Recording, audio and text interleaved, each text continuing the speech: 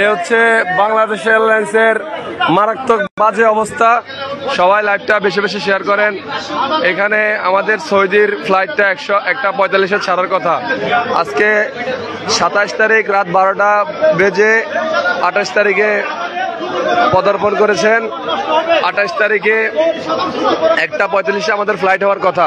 সেই জায়গা 1:45 ফ্লাইট তারা ফ্লাইট ক্যান্সেল করে, আমাদের ফ্লাইট ক্যান্সেল করে তারা দুবাইয়ের ফ্লাইট দিয়ে দিচ্ছে। এখানে শত শত যাত্রীরা ভোগান্তির শিকার হচ্ছে। এই দায়ভার কে নিবে? আমাদের কালকে অনেকের চাকরিতে জয়েন করার কথা। এটা মনে হচ্ছে না এয়ারপোর্ট, মনে হচ্ছে এটা গাবতলীর কোনো গরুর বাজারে আছে। আমরা গরুর হাটে আসছি, ঠিক আছে। যাত্রীদেরকে নিয়ে ফুটবল খেলা হচ্ছে এখানে। একবার সিটে বসায়, একবার লাইনে দাঁড়া করায়। এর মধ্যে আবার এই ভিড়ের মধ্যে কেউ আছে দুবাইয়ের, কেউ আছে সৌদির, মানে সবাই হজবরল অবস্থায়। কোনো লাইন নাই, শৃঙ্খলা নাই, নিয়ম শৃঙ্খলা নাই।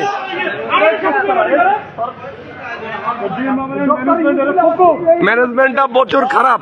শিক্ষিত লোকের ম্যানেজমেন্ট এরকম হইতে পারে না, কখনো এরকম হইতে পারে না। এটা কি সবাই লাইভটা সবাই শেয়ার করেন, সবাই লাইভ শেয়ার করেন,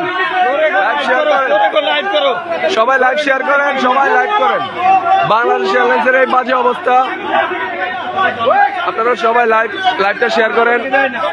এই হচ্ছে বাংলাদেশ এয়ারপোর্টের বাংলাদেশ এয়ারলাইন্সের বাজে করুণ অবস্থা।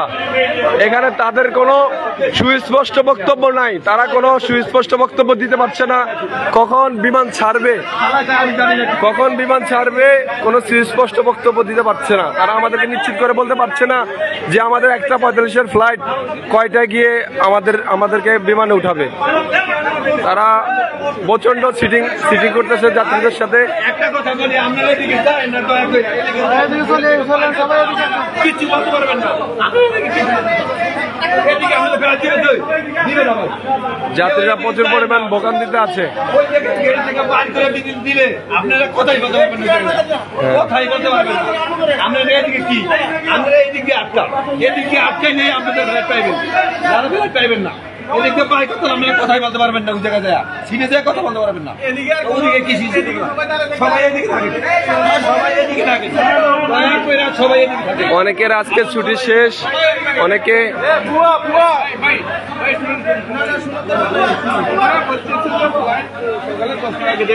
আপনাদেরকে হোটেল দেবে।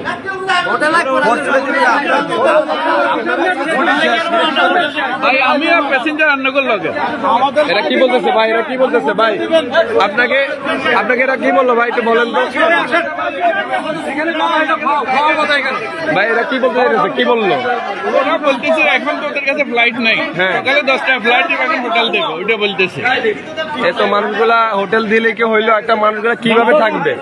এত মানুষগুলা কিভাবে থাকবে? এটা কি গরুর মতন যায় ঘুমাইলে কি হইলো? কত বড় বাটপার, কত বড় সিটিং। আমাদের 1:45 ফ্লাইট ক্যান্সেল করে আমাদেরকে এখন কালকে সকাল 10টায় ফ্লাইট দিতে বলতেছে। এই পরিমাণ বাটপারি সিটার চলতেছে আমাদের সাথে। আমি ডক্টর ইউনূস স্যারের দৃষ্টি আকর্ষণ করে বলতে চাইতেছি, এয়ারপোর্টের ভোগান্তি এখনো কমে নাই। বাটপারদের এখনো দেশ ছাড়া হয় নাই, বাটপাররা এখনো দেশে রয়ে গেছে। আমরা যাত্রীর মন্তব্য শুনি। আমাদের ফ্লাইটে যদি সমস্যা একটাও করবো না, আমাদের ফ্লাইটে কোনো সমস্যা হয় না, আমাদের ফ্লাইট ঠিক আছে। ফ্লাইটটা ক্যান্সেল করে দুবাইতে বিক্রি করে দিচ্ছে।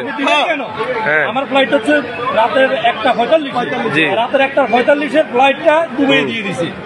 আপনি যখন দুবাইতে একটা ফ্লাইট দিচ্ছে, আপনি আরেকটা দেন।